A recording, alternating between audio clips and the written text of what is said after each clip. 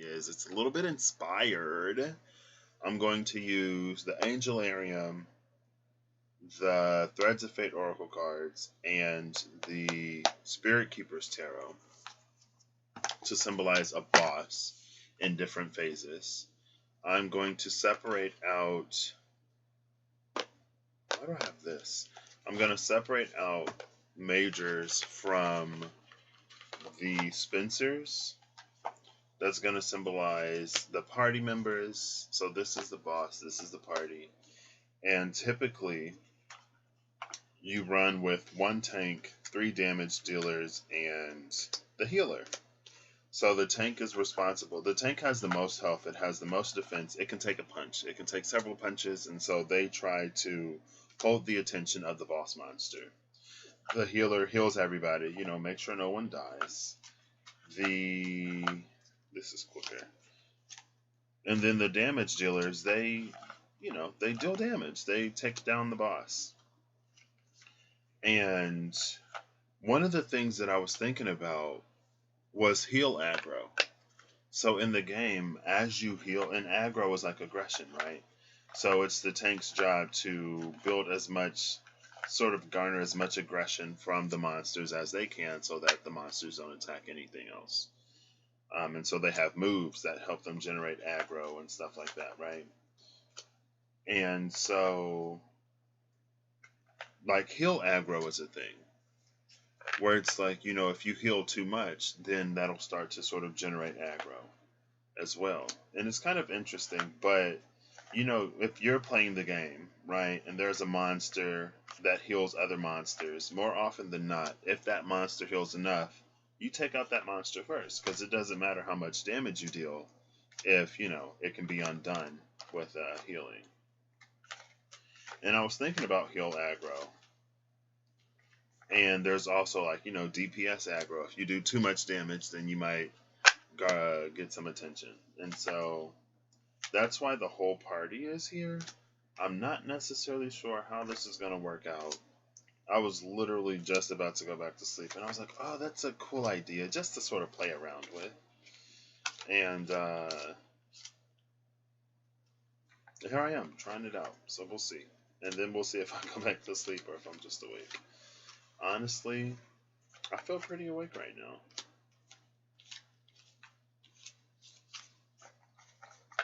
So I'm going to use a major for the different party members. And I'm going to do this later. Oh, well, just give them a little bit of a shuffle. And then I'll select the tank, 3 DPS, the healer. And then within DPS, it's like, you know, you have your, like, you know, your hunters, your, what do they call them? Rangers? Your bow and arrow ranged, like, and then you have your spellcasters, like your wizards, magic ranged, and then you have like your warriors, your fighters, your barbarians, monks, type of like physical close range damage, and then the tank is like a, you know, can also be a warrior. Paladins, which are like warriors with spells, who, like, you know, go to church. Warriors who go to church. Paladins. You got your priests, which is healers and other natural healers like druids and stuff like that, right?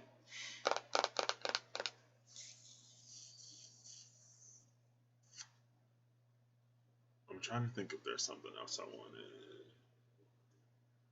Nope, I guess this is it. And we'll just see what comes out. Excuse me. There are some multi-phase bosses, right? If you've ever seen one of those, this isn't even my final form memes, or if you're familiar with anything.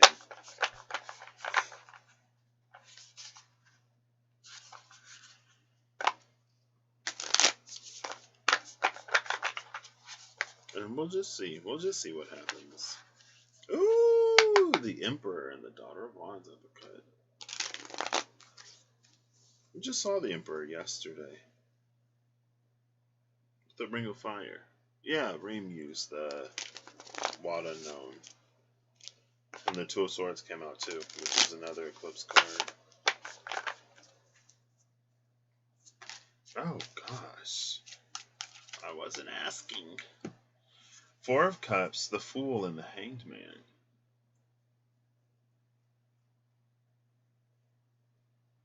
Yeah, this is just a space of like hesitation, right?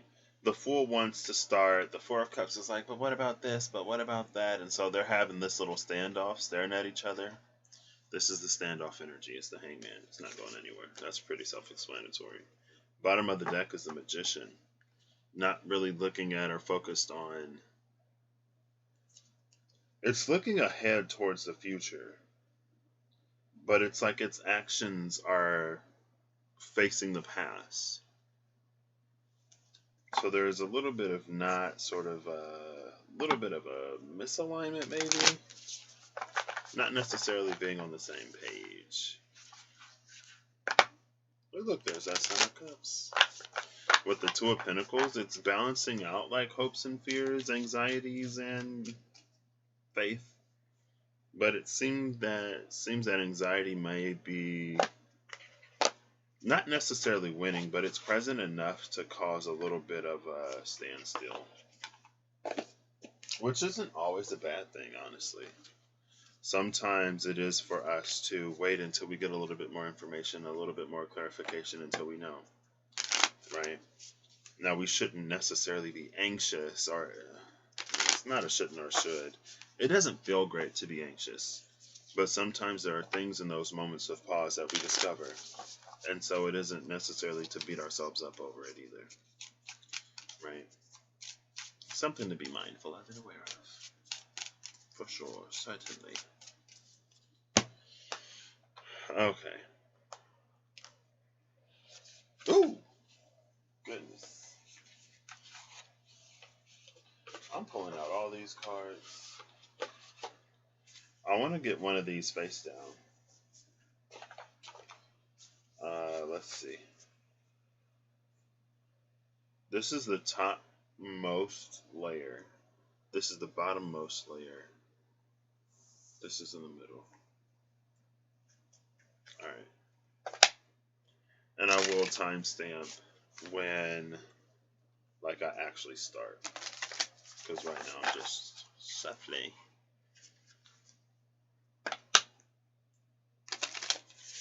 Every day I'm shuffling.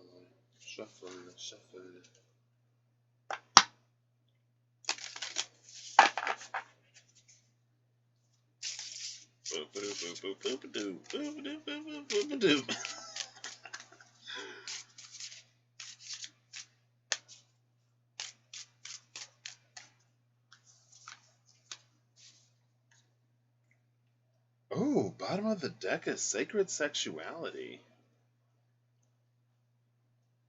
Sacred Sexuality is interesting because I feel like it can sort of be one of those things that we experience and that we can kind of sort of I feel like it's one of those things that could be very easy to put a low vibrational filter on.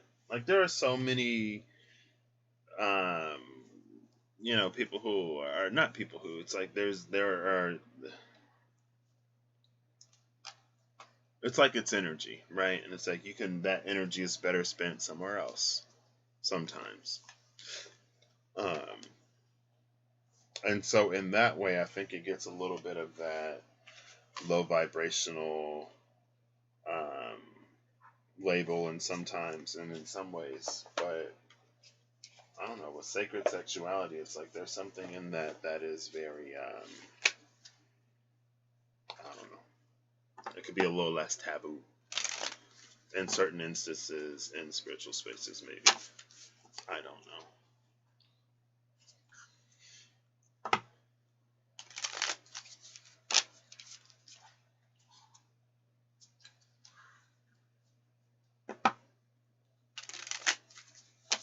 I'm feeling like oddly rested right now. Like not really tired. Oh no, it's supposed to be a surprise. Okay, don't look. Oh gosh, you weren't supposed to go on the floor. Where did it go? Hold up. Oh, come on. There'll be 2 cards for this one. Bottom of the deck here is the Stronghold of Zephyrs. The Stronghold of the Zephyrs. Page of Swords energy. Love that. Maybe it's a message from Athena. This, honestly, it gives this a little bit of the energy of a trial, right? It's like whenever you approach a certain guarded or protected temple space, there is the guardian of that temple that wakes up, and defeating the guardian is a part of the trial to access the whatever lies within. So it's a little bit of that energy, because it's like it's coming from it's like Athena is watching, Minerva is watching how we deal with and sort out the challenge that lies ahead of us or in front of us. Where's this card? It just fell into the ethers. Please. Oh, here it is. Oh my goodness. I cannot. I'm trying to do my best to make sure I don't see what it is. It is like positioned perfectly against this. So it's just like standing up. Nice. We'll see. That's interesting because honestly, that reminds me of the second time. It was when Saturn was retrograding from Aquarius, or from Aquarius back into Capricorn, when Jupiter and Pluto were retrograding. It's like some of those Capricorn conjunctions between Saturn, Jupiter, and Pluto were happening again, but Pallas Athena was also retrograde. And so it's like Pallas Athena missed that first convention, but she was moving back. She was going to be there for the second one. And Pallas Athena carried this energy of like, if you didn't see it the first time, you're going to see it now. She's bringing the strategy. She's like the strategist. She's associated with like good war or wars that are worth fighting, instead of that Mars Aries, just like, war for the sake of war type of energy. And so I guess in that it's like, well, did you see it? Did you get it? I'm observing. I'm watching you.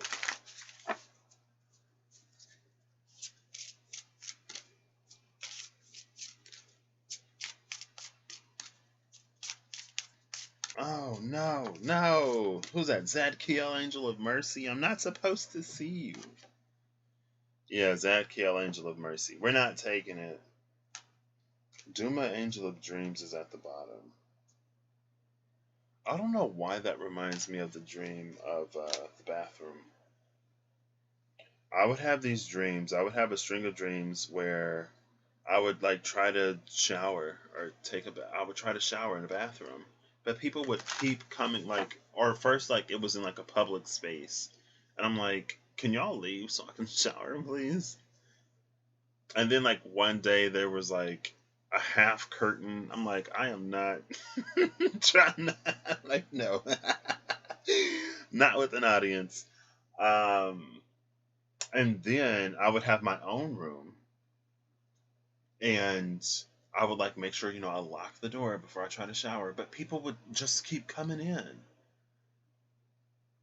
And then one day I had a dream that I had a room, and I noticed that the shower was like really, really, really big. It's like there was a locker room area, and then there was a shower room, like a communal sort of space. If you ever lived in like a dorm or something like that, or like some like pools, they'll have like, or gyms, they'll have showers or whatever. In the locker room, it was like that, and it was a very large room. And I think Santero did a video a while ago that made me think of this dream as well. Um, and Then somebody came to visit and they're like, "Oh my gosh, your room is huge." I was like, "I know, right? I just like got it." And then I took them like to the bathroom and I was like, "There's this whole locker room area before like the showers." And I was like, "What? Why do you have so many showers?" I was like, "I don't know." But I only used one.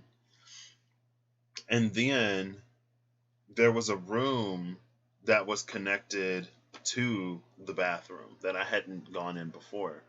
And when I got there, there was like a butler dude, and it was like a water park or some kind of watery attraction place that people go to have fun. And it was open. And dude was like, it's been closed for forever, but since you're here, like it's open again. I was like, what? I don't want all these people in my space. And some people were weird or doing weird stuff. So I'm like, okay, I'm shutting it down. Y'all gotta go. I'm not dealing with this. I'm not dealing with this. And then somebody was like, it's not fair. Like, you shouldn't have all of this to yourself. And it's been closed for forever. And what are our kids gonna do? And at first, old Patrick's like, I don't care. Go somewhere else. That's what you're gonna do. But I was like, I can compromise. So we'll open the park on these days at these hours, and then we'll do something else. At first, though, there were some cool people, and it's funny that I'm doing this because it was the energy of a guild. Um, because there were some like weird people who were trying to do something to me or something. Because I was like, I'm gonna open up the park so y'all can come here at some point, but like this ain't gonna be open as it was before. Like, it's under new management. And then some people that I didn't even like in the moment, like I didn't even know them, they sort of like stepped in for me. I was like, oh my gosh, like that's so cool, thank you. And then they're like, yeah, no problem. And then it's like I recognize them as like guild members, like people that I've done something with before. I was like, oh my gosh, I haven't seen you in like forever. What's up? Um, Yeah, and that's one of the last times I had a dream about like showers or pools or whatever like that, right? I just thought that was interesting that I found my tribe, and also I was asked to open some space. I'm like, oh my gosh, I don't know why it reminded me of that. I don't know what I talk about when I talk about it sometimes, or I forget by the time I finally get to the point. So our boss is set up. We have multiple phases. Bottom of the deck over here is Gavura, left hand judgment. That's interesting. So we have Gavura, left hand judgment. We had, oh yeah, that's that energy, right? Like I said, Pallas Athena. There's this archangel. The owl is here. The eyes of, some higher up archangel, some higher up deity. They're watching judgment, and then the other card was, what was it?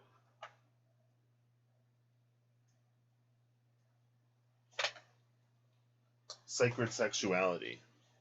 Sacred sexuality, it's a goddess energy. And it reminds me of the dream I talked about last night where I found an aspect. I've worked my little energetic butt off to ground myself into a space where someone was waiting for me. And one of the things that I thought she was, like what first came to me was like my sexuality or sensuality. But it's like, no, she's more complex than just sexuality. Like she's more complex. She's more complete than that. But like that was my sort of introduction to her energy. Um, and that's something that I was thinking about as I was watching Russ's Foggin, the Silent Valkyrie reading. Is that again, and it's something I was already talking about yesterday. I feel like I haven't, maybe in a while, really been in the lesser guarded, lesser tending to destruction side of my energy when things don't work out. Like being in that patience and holding space and seeing something through to the end and like having that patience and compassion rather than being like, you know what, let's just do this again. Let's do it again. Let's do it again. Let's do it again. It's like Or we could, like, see it through this time. Wouldn't that be kooky? Wouldn't that be crazy? Also, I wanted to show y'all my earrings. Hey Zelda, how you doing today? Happy solar eclipse. I wanted to show y'all my earrings.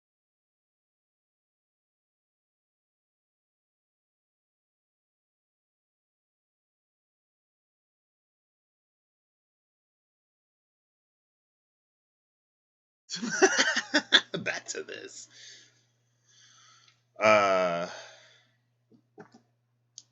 Let's see. No problem. So let's start with the tank.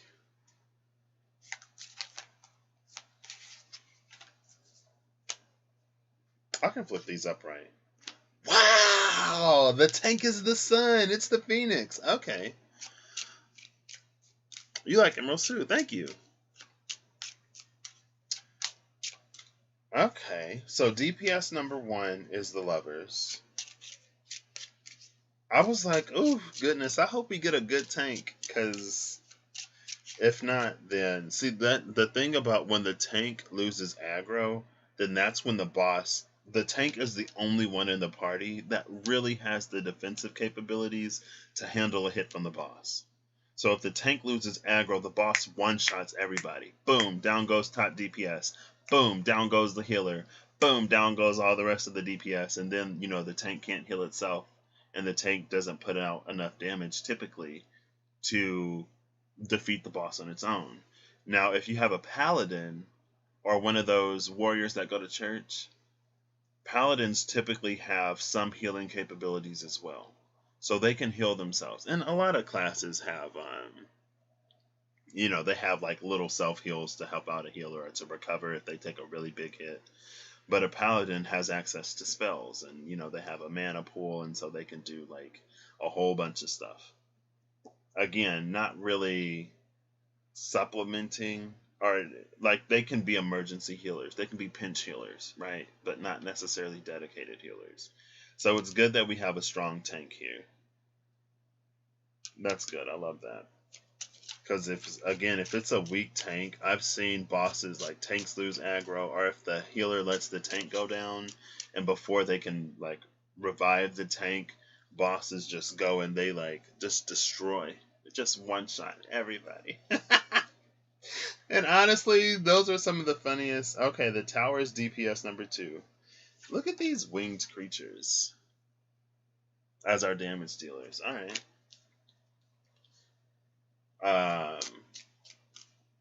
Those are some of the funniest moments to me, where it's like, whoo, just like swatting us like flies, and it would be so funny to me. Like, we can't take these hits. Where's the tank? DPS number 3 is death.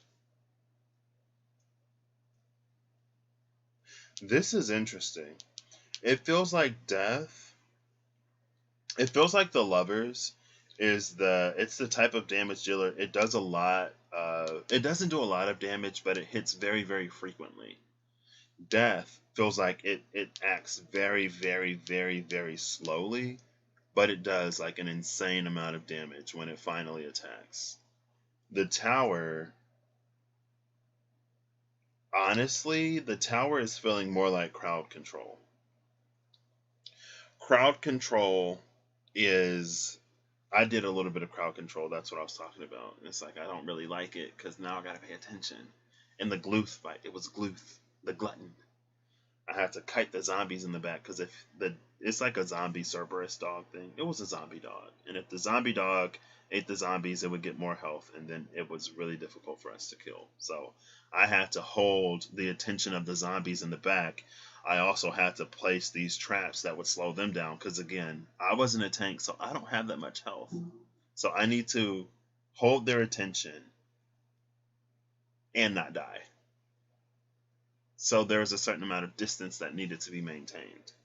It took me a while to get good enough to actually do it, honestly.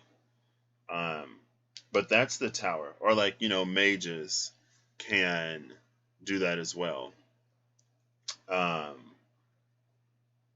But they'll polymorph, right? they'll turn like somebody into a sheep, you know. Some classes could turn people into like frogs. Maybe that's more Diablo, like the witch doctor. You have sort of rogues that can go and like disorient people or stun people, right? This is feeling like crowd control, the tower. This is a heavy hitter, big damage dealer, but it's a slower attack. This is a faster attack, but it does less damage. I think it could also have some crowd control abilities, but this feels more primarily like crowd control. If this is making any sense. I'm trying to make this... Okay, that's a whole bunch. This healer is... We got a healer that wears many hats, because that's the only card that I have left, and like 5 cards just tried to flip over. So shout out to the healers. Also, I know one of the things... Like, whenever I was healing, like, there'll be healers that... Like, there'll be, like, DPS that are impatient or a tank who's impatient, and they don't give healers the time that they need to recover their mana, their magic power, their pool of magic between fights. And it's like if you start a fight and the healer is already almost out of mana, they're not going to have the resources to keep you alive. And so when I was healing, on the very few occasions I did, I would just stop and recover my health. Or recover my mana. I'm like, y'all can go ahead and die if you want to, but y'all ain't about to stress me out trying to keep y'all alive because y'all can't have a little bit of patience for me to get my mana back. I'm already doing something that I'm not accustomed to. And I'll be like, I need to get my mana. And then they would just keep moving and I would let them go. I'm like, I'm recovering back here. Y'all can go die if you want to. Ooh, but see, strength is coming out as the healer. Can you see this? Yes, you can. Strength is coming out as the healer, which I love. We have a very strong tank. We have a very good healer. Bottom of the deck is the Hermit, the Yeti. Somebody feels left out of the party, but hey, that's on them. Sorry, but it's like, get your gear up. You gotta level up before you can come in here. You would just instantly die. But if it's a healer, that's, it's like, well, we need heals, so, do your best. Okay, I don't want to, I guess I will. So this is our party.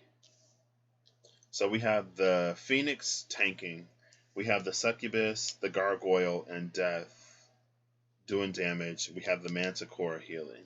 It's also interesting because these are 3 kind of sort of dark-ish energies. Typically. Oops. Ooh, 10 of Cups at the cut. Love that. With the Son of Wands. Actually, I'm going to get the animal first. The Empress and the 10 of Cups at the cut. I love that energy.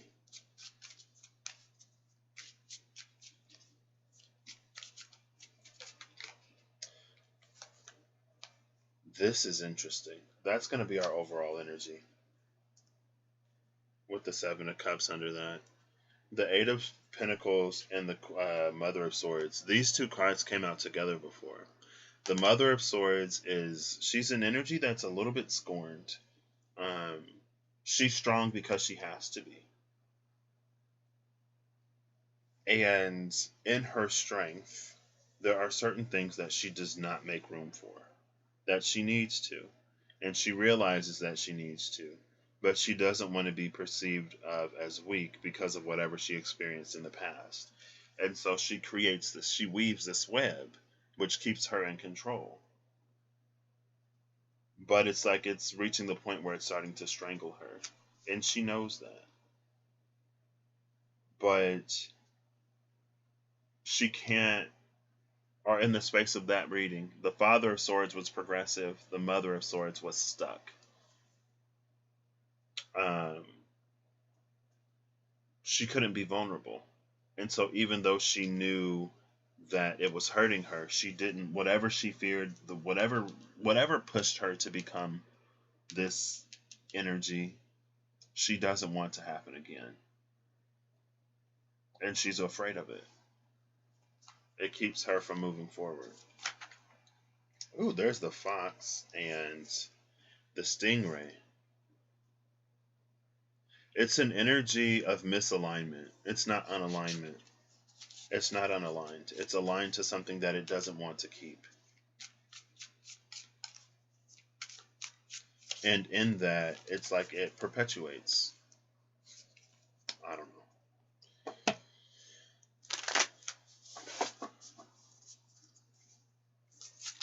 I want to get the animal first. So for the tank, let's see.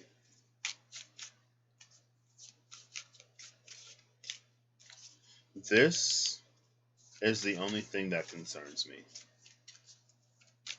Really. Because if death hits too hard too quickly, then the tank won't be able to maintain aggro. And that's why it's coming out as the Phoenix. There is a struggle here. Because the Phoenix dies and it is reborn.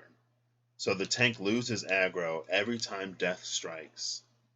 And then the tank has to scramble to get aggro back. Has to scramble to get the attention of the boss. That's why it's reborn. And then I don't know how many hits death can take before it goes down. So maybe this is also a healer that has like protective warding spells. Right? Like the priests in World of Warcraft, they have shield spells. And so the shield can mitigate most of the damage. So the healer can make it so this death card can take 2 hits instead of just 1 hit and being down. Now again, death carries, like, it deals so much damage that it's important to keep that alive to take the boss down. Because what happens in some fights is that if you don't do enough damage in enough time, you'll hit a rage timer. And then it'll get exceptionally harder. It'll get exceptionally more difficult. The boss will deal more damage. It'll take less damage. And so you do as much damage as you can, as quickly as you can, to take it down before that happens, right? It's like defusing a bomb before it explodes. Ooh, the dragon! The dragon is coming out with the Phoenix. What? This is a card that I like never see in this deck. Wait. I told y'all this is a good tank. This is a good setup. But again, when this deals damage, that's when things get a little hairy. The oyster is coming out with the succubus. Who is this? The golden egg is coming out with the tower. Which I love with that crowd control, because what it does is it's almost like it can create opportunities. It creates opportunities by disarming sort of minor enemies. A lot of bosses are immune to crowd control, but it's the other monsters that you can crowd control. And usually if you take down the boss, not usually, but sometimes, a lot of times when you take down the boss, death with a peacock, loving that, the rest of the monsters will disappear. And then the cobra for the manticore. Cobra in this deck mentions a teacher. Oh, look at this one on the bottom. See, there is, like, this is a perfectly balanced party. Maybe not perfectly balanced. It's a well-balanced party. Which is gorgeous. We love that. They're able to... I feel like...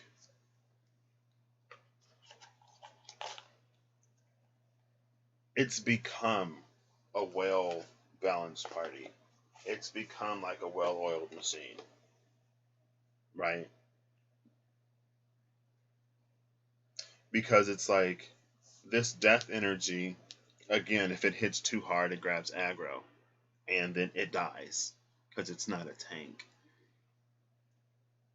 It reminds me of one of the magician, wizard, sorcerer classes. The mage. It reminds me of the mage. The mage is like a glass cannon. It can deal a lot of damage, but it has like no defense. And if it deals too much damage, it gets the attention of the boss and then it goes down in one hit. This is a glass cannon. This is the CC. This is crowd control. This is like a rogue type of energy. It can deal a lot of damage. It can also crowd control. It utilizes poisons, maybe even traps. It's resourceful.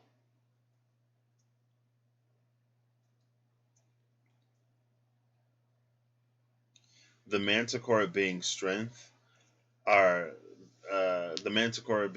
being the healer. It reminds me of usually when you have a healing class, either they specialize in like single person healing, so they do a lot, just like this energy. They'll do a lot of healing, but to like one target.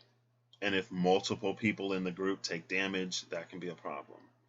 Or they can specialize in group healing, where they do less sort of healing overall, but to more people.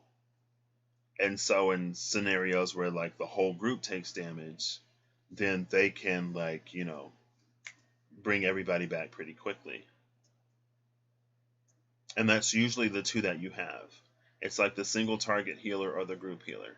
Even in DPS, right? You have your single target DPS, which is death, and then your multi-target DPS, which is the lovers. And in some ways, this gargoyle here.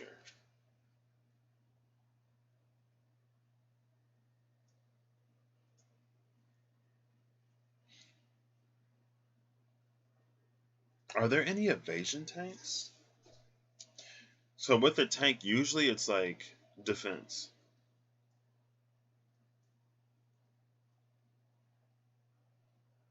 But there may also be evasion. Like if you don't get hit, you don't take any damage, right? But anyway, with this being the Manticore, this is a healing energy that's able to do both. It can do group heals and it can do large single target heals. This is, again, it's a very good healer who's able to adapt to any situation. I feel like the majority of this struggle, or the majority of where this group would run into issues, it's between the Phoenix and Death.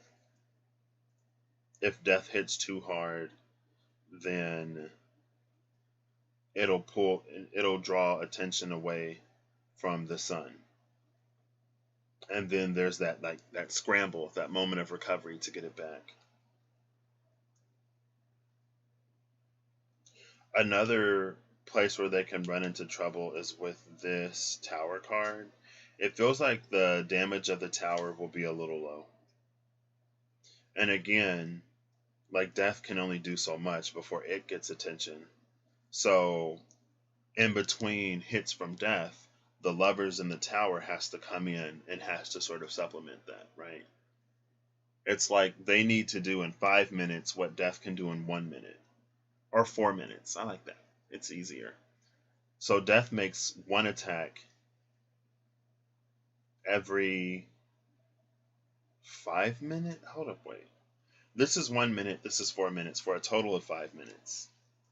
It takes 4 minutes. So Death has one attack. It's a 4-minute cooldown, right? So it takes 4 minutes before it can attack again.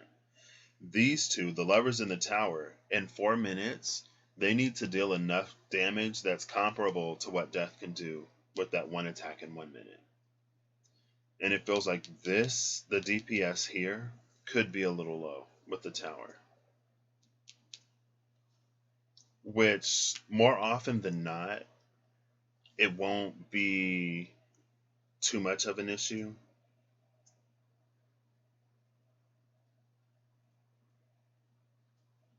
But in the case where there's like a really short rage timer, or when there are also some mechanics where it's like there will be a move that will just instantly kill everybody in the party unless you deal enough damage to either kill the boss or to break it out of that phase. And it feels like that's when it can be a little hairy here. With the lovers, Succubus,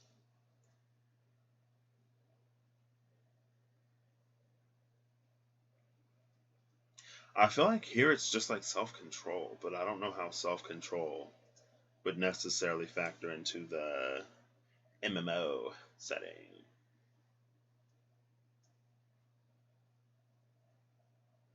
Oh, this is the one that has to pay attention. This is me. It has to pay attention to its environment. And so this is an energy that can get really wrapped up in what it does to the point where it doesn't notice that its own health is sort of waning, right? And the healer could heal the lovers, or the manticore could heal the lovers, and it does.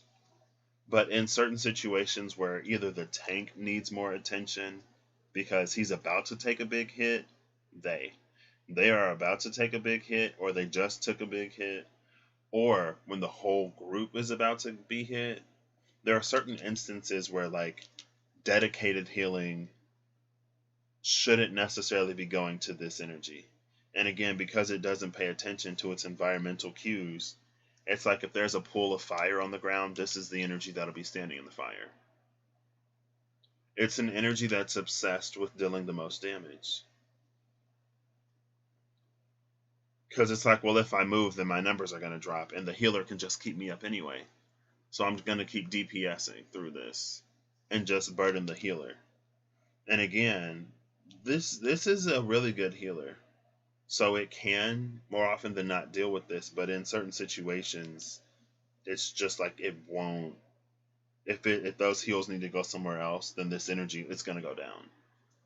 And then it's going to be like, oh, why did I go down? Our heals suck. And it's like, okay, well, can you not stand in the fire? Can you not stand in the thing that's killing you? And so it's all these little dynamics. I feel like this is a team that, like, when they first get together, this is the one that's so obsessed with damage that it doesn't. Because I said again, like, there is utility here, but it doesn't do it because when you're in utility, your numbers drop. Also, it doesn't move out of things that hurt it, because if it moves, then its numbers will drop. There's a struggle again here in the tank trying to keep aggro, fighting with the largest damage dealer to maintain aggro. Here, this is an energy that it's like sometimes it doesn't deal enough damage. And I mean, we have a good healer over here, so the healer seems to be the only thing that's like really good. And it's not that, like, this is a good tank. Like, both of these energies are very good at what they do. But it's like this energy is so good that sometimes it pulls off of this energy. But when it pulls off of this energy, more often than not, this energy is able to grab it back. None of this probably makes sense to a lot of you, but it's fine. I just wanted to pull some cards and have a little fun. The 10 of Wands and the 9 of Wands for the tank. Yeah, definitely able to carry those burdens. It's like not only is it able to carry more, it can do it for longer as well. 9 of Wands is a card of stamina and endurance. The Empress and the 6 of Swords for the succubus lovers with that pearl. Yeah, see, this can be a little bit of that energy. I don't typically read Empress energy as self-absorbed. But again, with the rainbow coming up over the 6 of Swords, it's like, you know, it prefers to make itself look as good as it can. And it does that through the damage that it deals, through numbers. The 4 of Pentacles and the Emperor under the golden egg for the Gargoyle Tower. It's interesting that the Empress and the Emperor are both here. Oh, look, who is this? The Hierophant and the 3 of Pentacles for the Peacock for death. And then for our healer, I wish I could make this into like a cool graphic. The Mother of Wands for the healer and the Hermit. Bottom of the deck is the Mother of Cups. Mother of Swords on one side. Yeah, let's see. There you go. You can kind of see it. Not really. It's fine. Daughter of Cups. It's the Daughter of Cups. Sorry. I don't know why I read it as the Mother. The Daughter of Cups. I love that the Daughter of Cups is at the bottom after we had the Mother of Swords and the Eight of Pentacles. Because again, it's like the Mother of Swords struggles with that vulnerability. So, our party is set up. We sort of know the strengths of this party. We kind of sort of know where they sort of naturally fall or what they need to be aware of, right? I'm trying to position this in a way where, I'm going to timestamp it here. I'm going to timestamp it at 47:30. Oof. Into the thick of it. 41, I'll just say 42 minutes. And then party setup. Setup. The queue, we're queuing. Man, I remember after my guild days were over having to get into the looking for raid or looking for group queue. I'm glad they brought that to the game so I could continue to do stuff, but it wasn't the same as having a group to do it with. Like, I'm a huge fan of co-op games, like multiplayer cooperative games. I love them. Even if I don't like the genre, if I can play it with people, I'll do it.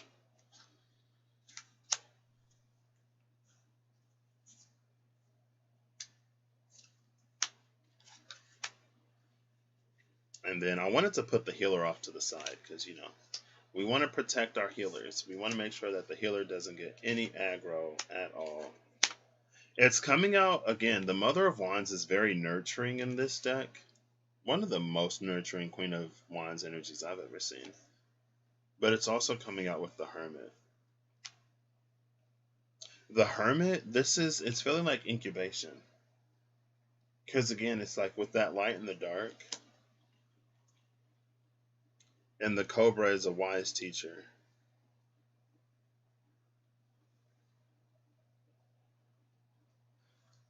There's something about this healer. This healer knows itself very well. That's why it's the Hermit and the Mother. It knows its capabilities. It knows, like, when it casts a healing spell, it knows how much it's going to heal. And so what this healer will do is it'll allow the rest of the party to take damage within its capability to heal, and then it'll heal when necessary. A lot of classes have built-in passive healing capabilities, right? If you wait a certain amount of time, your health will sort of naturally regenerate, or there's a portion of your health that'll naturally regenerate, or you'll have your own skills that kind of sort of give you a little bit of health back. And so it not relies on what it feels like. Again, it's like this healer knows itself so well that's how it manages its own mana. That's how it manages its own energetic resources. If it healed these every single time they took a little bit of damage, it would exhaust itself. And so what it does is it waits until these energies, either until they reach that sort of the threshold to get the most sort of effectiveness out of the healing spell without these dying, obviously. And B, like, that's how it primarily does it, but there's also an intuitiveness to this healer that is very tapped into the boss. The healer can tell when the boss is about to do something that will either damage the entire party or that will deal a lot of damage to whoever is holding aggro. And that's when it queues up either that group healing spell or that single target spell. So there's like a selective healing here, and there's also an intuitive connection to this boss energy. Yeah, there's something. It's like there's this dynamic here between the sun and death, between the phoenix and death, which isn't surprising because, the phoenix has a complicated relationship with death. It's not as permanent as it is for other creatures. But this manticore also has a connection to the boss. These two feel more like self contained, like they're dealing with their own things, kind of. And it's interesting because the manticore, I think I read it before, it's like the Persian chimera. It feels like this healer is connected to the boss because it used to be the boss. Or it's like there's a certain darkness that this healer healed out of that connects it to whatever this is. That's the connection here.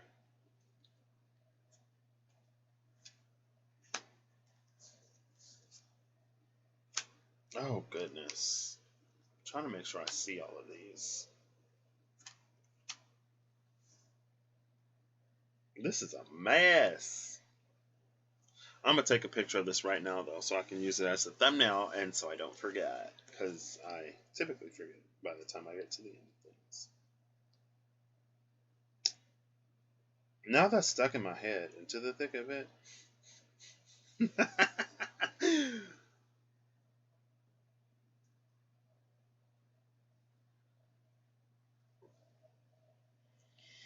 So yeah, it feels like with the tower, this is an energy that is not confident at all. With the lovers, this is an energy that's overconfident, which is why the tower is coming out with the golden egg. It's an unhatched potential. Also why, oh, there's 2 4s here. 4 4. Which is also why it's the Emperor and this Four of Pentacles. It's withheld. It's an Emperor that doesn't operate in the fullness of its Emperor capacity because it withholds.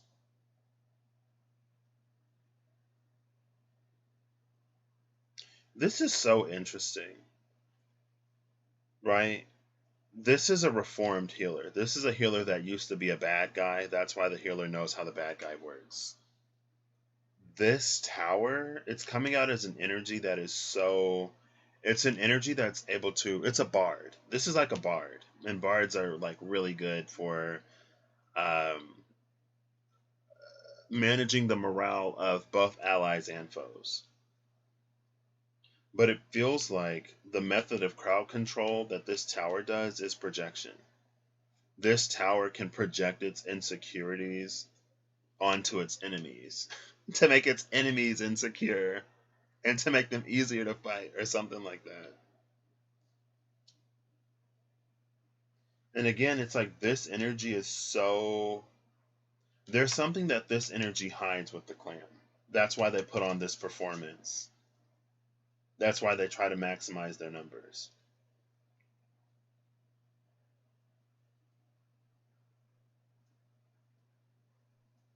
This, yeah, anyway.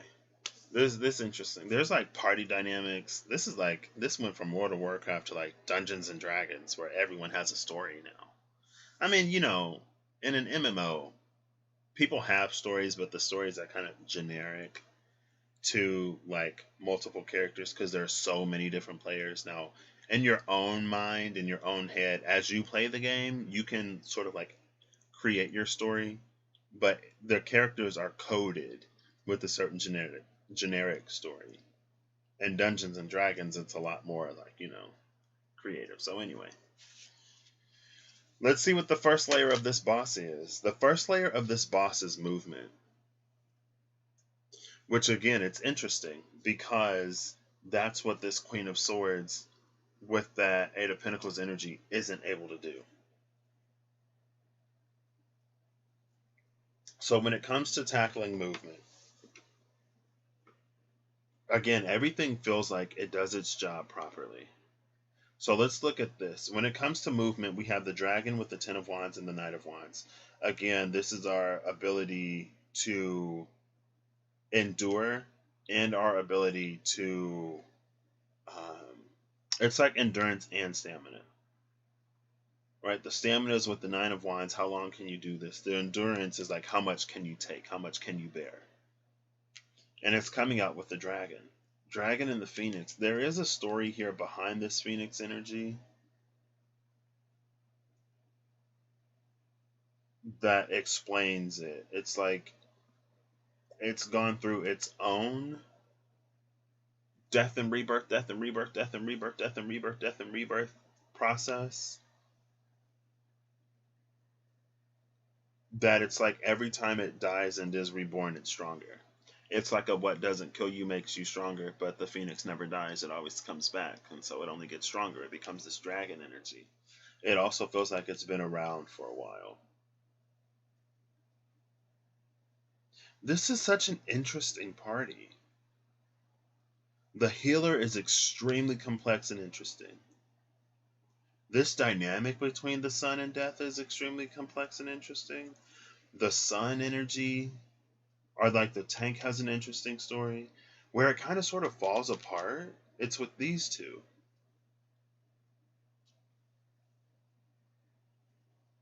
And these are very similar energies. But this energy goes about, and it's interesting because you would think that the showboaty showmanship goes with the emperor and that the reservedness goes with the empress, but it's the other way around.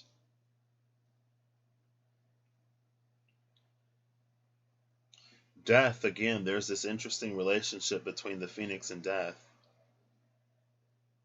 Death is coming out as a very sort of cooperative energy that is often misunderstood, which is why it can only attack, why it has a 4-minute cooldown. Because if it attacks too often, then we get lost, girl. And so there is a certain beauty in the peacock, and it's learning to work with the system, with the Hierophant. And it's not that death is necessarily a system, but it's something that is established, right? It happens. And it's working, it's learning to accept and work with that. Honestly, like, the tank and the healer are very interesting. This death card feels like someone who's like in this group. It feels like they just picked up the Tower and the Lovers because they needed people to fill out the party, right? Basically. And so the Tower and the Lovers are trying to find their way into this dynamic. The Lovers can see how well established this dynamic between the Sun, the Manticore, and Death is. And so it tries to live up to that. It tries to prove to them that it deserves a space there, which is why it's so focused on the amount of damage that it deals. The Tower is intimidated by this, and it's the space of intimidation that keeps this energy from operating in its fullness. This energy doesn't utilize any of its utility. Both of these withhold. Neither one of these really live up to the fullness of their potential for different reasons. These, again, it's like they've been working together for a minute.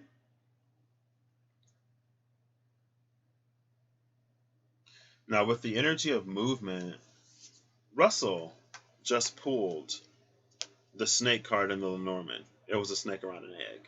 I was like, oh my gosh.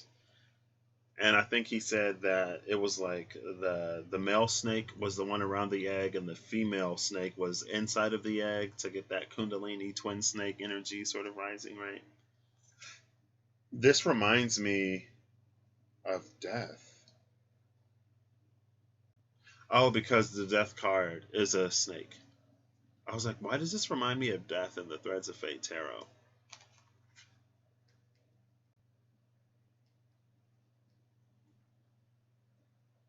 This egg,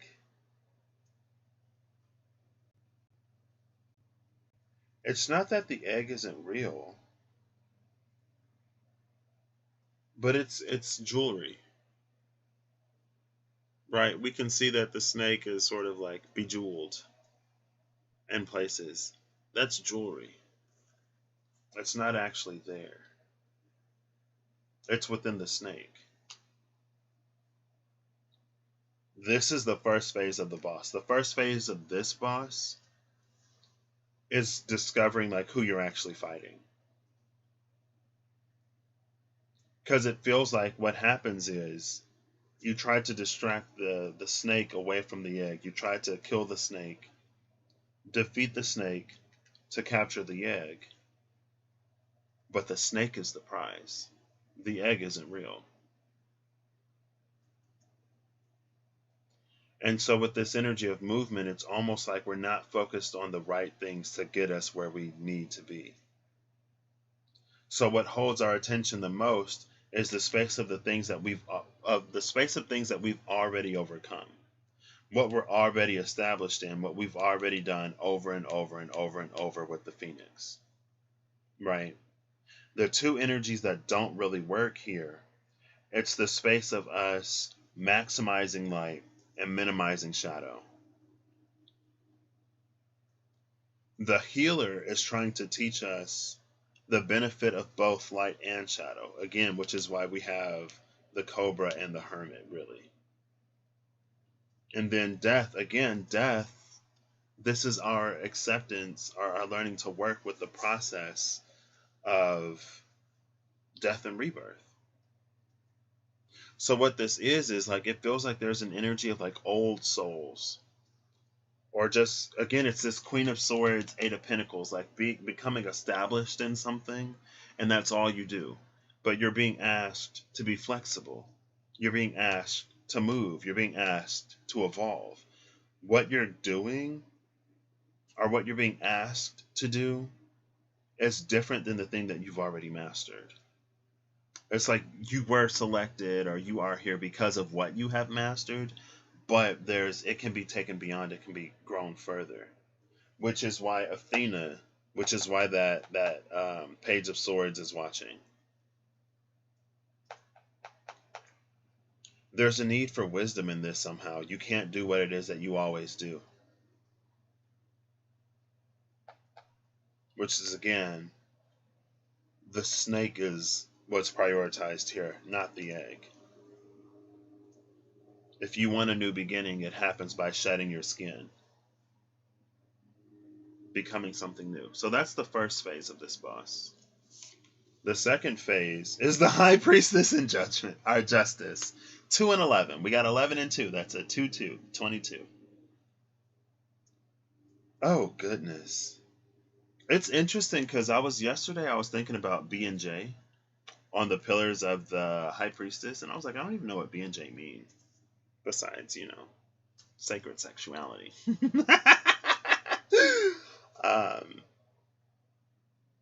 Sacred sexuality with this Kundalini. Again, with the snake and the snake that's still in the egg. Shout out to Russell, Wrestling Around. Check him out. He just did Thogan, the Silent Valkyrie reading. I woke up and then I saw that go up, and I was like, I can stay up long enough to watch this. And then I had an idea to do this, and I came live instead of going back to sleep. So, oof.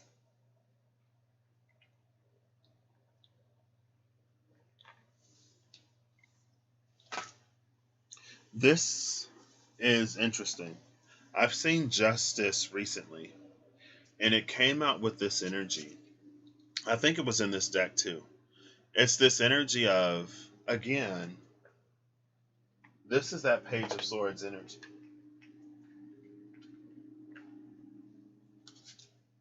Behind the Page of Swords is the Nine of Swords. This is the one who's watching. This is the eyes. These are the eyes of Justice. You see, Justice is blind. These are the eyes of Justice. Watching from a distance. Seeing what you're going to do in these different situations. Seeing how you balance the scales. And after you fulfill whatever it is that you fulfill, that you need to fulfill, then she presents to you the sword. You need to exhibit wisdom before you're granted the sword. And there is an energy that's observing. Now the trick is, the interesting thing is, you don't know what it is that you're actually supposed to do. Which is why the High Priestess is here.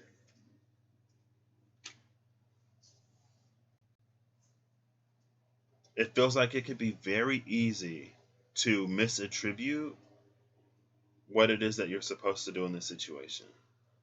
Again, it's like you're focused on killing the snake to get the egg when the snake is the prize and the egg is made up. There is no egg. It reminds me of Sabrina from Pokemon for some reason. Sabrina was the psychic gym leader, and it was this little girl and like her big sister. And the whole time we thought that the actual gym leader was the big sister, but the little girl was the gym leader. The big sister was conjured basically from Sabrina's imagination into real life. It was this incredibly powerful psychic girl who could project into reality an older avatar that people thought was the gym leader, but it wasn't. Again, it was a little girl. That's why these two energies are here.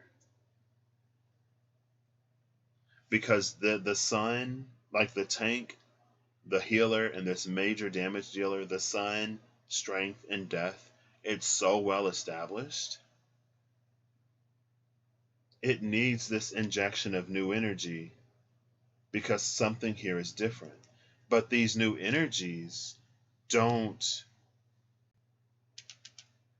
occupy the space that is for them to occupy because they're too busy focused on impressing this energy or not stacking up to this energy. Which is why anytime I talk to someone and they're like, oh, like, I'm not as smart as you, or I'm not as well versed as you, or like, I haven't done this as long. I was like, I don't care. Like, just like, tell me. I want to know, like, you. Like, if I wanted me, I'd talk to myself. It's not that fun. I mean, it can be, but, you know, that's not the point. It's like we all have a piece. We all have something to say. Everything that we contribute is valid. But a lot of times it's like, oh, I'm not as smart as, I'm not as gifted as, I haven't done this as long as. And there are things that we hide to the point where we don't allow ourselves to live up to our own potential, which is needed. Or on the flip side, we try to prove to everyone else that we are this and that we are that because we're trying to make up for something that we didn't receive. We're trying to be seen as someone worth loving, someone worth occupying space, trying to sort of be something that we're not. This is carrying the energy from yesterday of the Fox Lady. This is the Fox Lady who is convinced that she has to be something that she is not in order to get attention, in order to get success, in order to find abundance. And as she is operating outside of herself, the truth of who she is trying to pull her inward. But she will see that inward pull as the ego. And she will denounce that. When in all reality, it's her soul begging, not begging, it's her soul calling for more authentic expression.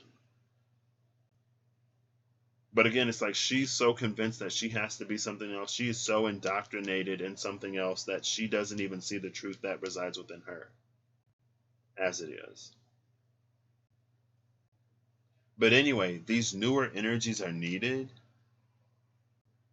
because they bring a perspective to this that these more established energies wouldn't have. They're like, you know, we've seen this type of boss 1,000 times. We know what to do. But it's like, in this case, maybe you don't. Maybe it's different here. That's the thing about Earth. Like, things get weird and wonky. So the final form of this boss is Uriel, Angel of Flame.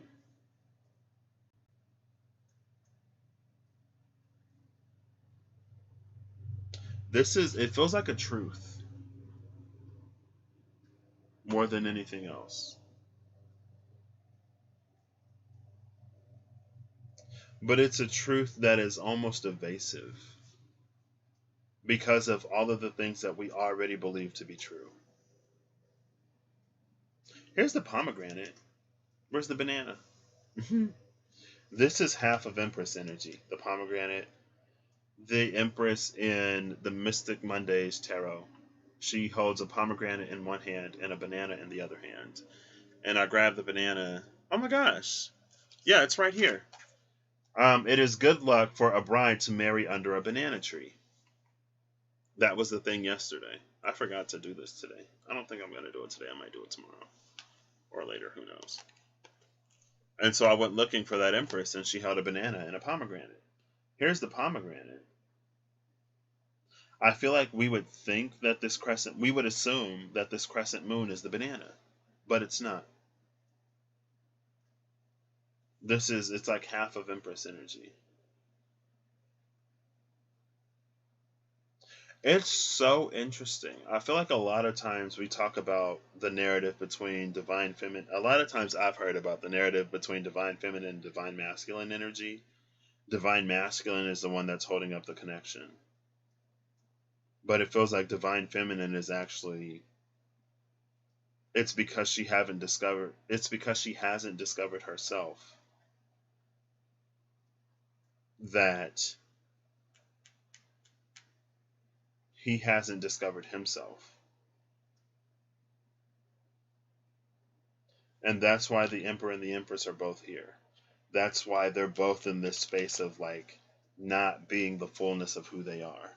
One of them because they're trying to prove something, the other one because they're too self-conscious, I guess. But what they both share is a lack of self-worth. One just overcompensates for it.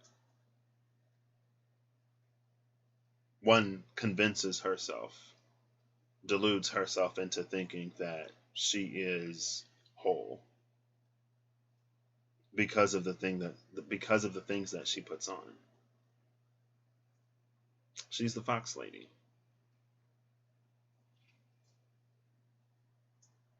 And all that's required from her is, authenticity. Just like that's all that's required from the Emperor. But she hides it under lock and key with that clam. The oyster, sorry. That's what Uriel is. It's the call to truth. It's the call to authenticity. It's the flame that cannot be anything but what it is. It feels like this, in a lot of ways, is spirit. It's also you. There are elements of you in all of this, right?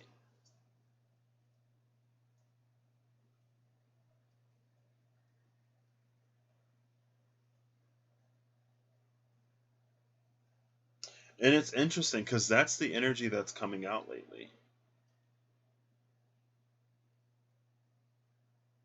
It's like, yes, you were selected, you were chosen to be here for a reason. You're good at what you do, but you're being asked to do something different this time. You're being asked to pivot a little bit, or to use it in a different way, or to come into other gifts, or to teach, or to guide, or whatever.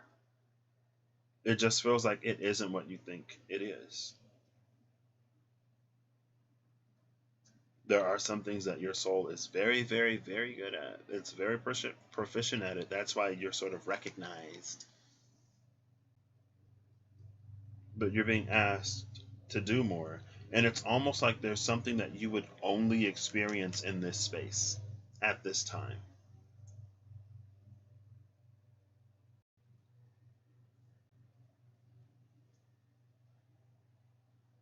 That's interesting. That's why it's a fight for everybody.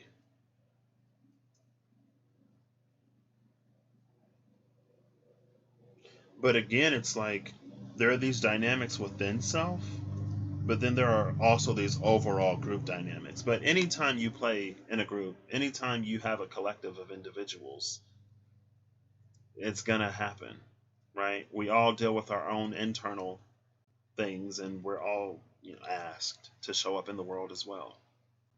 We navigate internal relationships with ourselves and between different parts of ourselves, and interpersonal relationships with other people. And we're asked to sort of form this cohesion.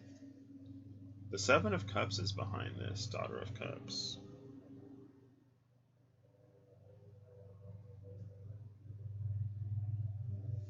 Is that E pluribus unum? Yeah, out of many, one.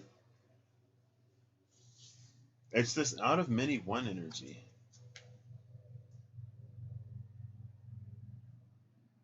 It's like only one of these cups faces the sun.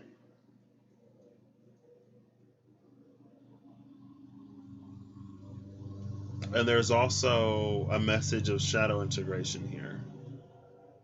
Because her shadow is gorgeous, it's complex. It has exactly what she needs to bring color to this situation.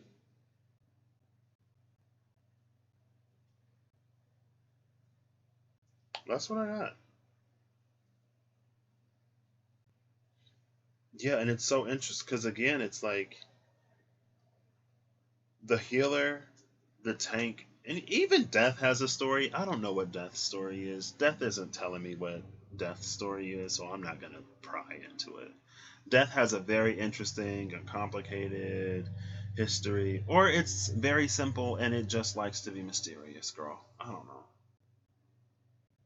These are very well established energies between strength, death, and the sun. The healer, top damage, or the hardest hitting damage dealer, and the tank. These are newer, more novice energies, but everyone's got something to learn here. Which is why these three see the value of these two. It was more than just completing the party. These were chosen and selected just as these were chosen and selected. And again, like I said, it feels like it took a while for these energies to learn how to work with each other. Maybe we're in the process of still learning this.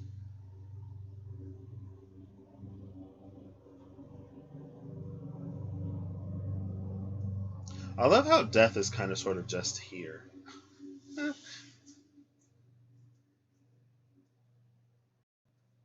I'll show you the cards for death. So that way, if you want to see what you can glean from this, you can. But I'm not going to look into it. I don't feel like I need to. Oops. So here's death. Right? Let me clean this up a little bit so, you know, you can focus on the card.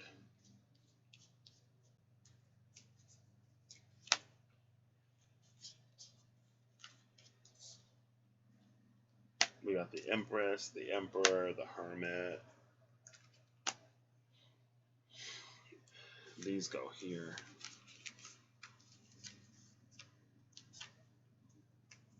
I love just like coming up with random things. And the Sun. The Empress, the Hermit, and the Sun. So here's death for you. It has the Crow, the Three of Pentacles, and the Peacock. Ooh, they're both looking in the same direction. Again, this is a you thing. I'm not going to dig into death, but if there's something that you will get out of this, I'm giving you the opportunity to do so. I'll give you like a minute. I guess you could pause the video. So I'm just going to shut up for a few seconds. And then if you want to pause it, you can.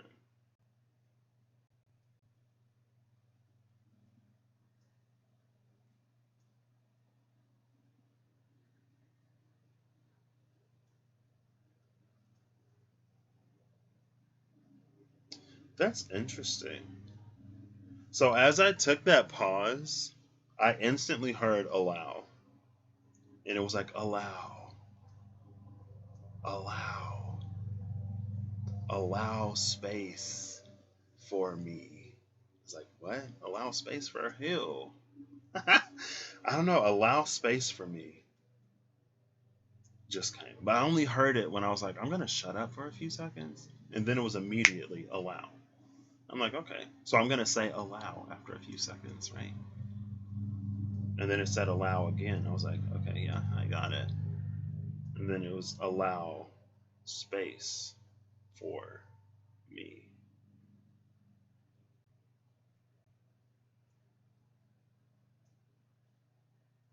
And I think I said that with the Hierophant and the Three of Pentacles and the Peacock, it's like there's this energy of us learning to appreciate the role of death.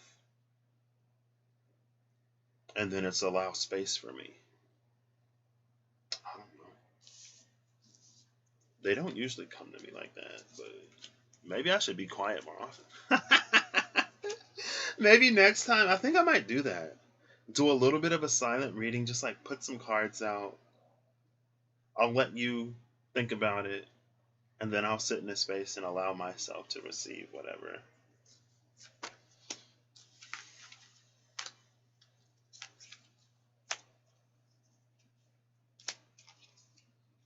So I'm going to do this on camera. If you want to stick around, you can, but the video was basically over. I'm going to shuffle these up, but I'm not going to get any final messages today. I'm just going to do this last part in silence. So